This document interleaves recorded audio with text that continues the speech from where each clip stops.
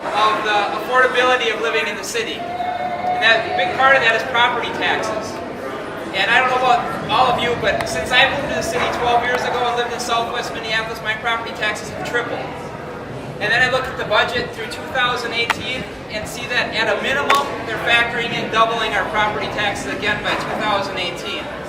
And I say at a minimum because in that same budget, they're leaving out one of their major liabilities, and that is the city pension funds. And according to our current city council person, if you factor those pension funds back into the budget, we could be looking at double that rate of property tax increases. And what's really funny about this to me is I looked at her website, and she says in there, and I quote, Minneapolis has its fiscal house in order. Now if you call doubling or quadrupling our property taxes in the next 9 years having your fiscal house in order, I think she needs a new perspective, one from outside of government. Okay. Now what I think we need to do is we need to have the city just focus on its basic services. Police, fire, water, road repair. Not just and delivering them, but maybe doing these even better, find new ways of doing these. But one thing I know we don't need to be doing in the city is we don't need to continue planning. We have the city already, we don't need to continue. They have a city, it's called Community Planning and Economic Development Department. If they want to continue to plan our economic development like they planned Lockheed and Gaviday Common, I think we could skip it.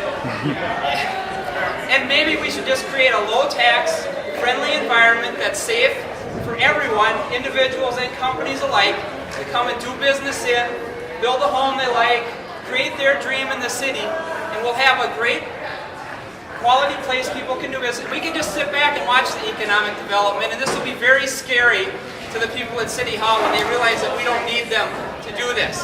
I want to go there and be a thorn in the side to these central planners.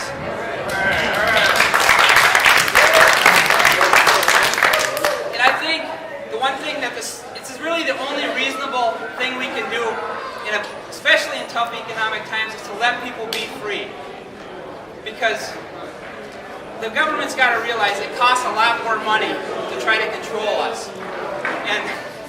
And I think, I don't know, I'm getting a little frustrated, but they're thinking about all this stuff. They've been doing so much bad stuff. They're trying to consolidate so much power to just the city council. They're trying to eliminate the independence of the park board and the independently elected park board. They're trying to eliminate the independently elected portion of the Board of Estimate and Taxation. These are things that really concern me, and I just want, it's going to be a tough campaign, but this is one ward in Minneapolis that isn't traditionally controlled by the DFL. It is right now, but I think she's a little too DFL for the constituents in this ward, and that's why I think I have a very good chance of winning this election.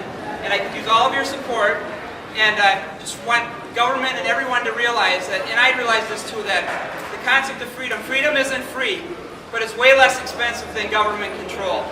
And the government needs to know this, and that's why I'm running, and I can use all of your help, even if you don't live in Minneapolis, because Minneapolis is important to the surrounding areas too.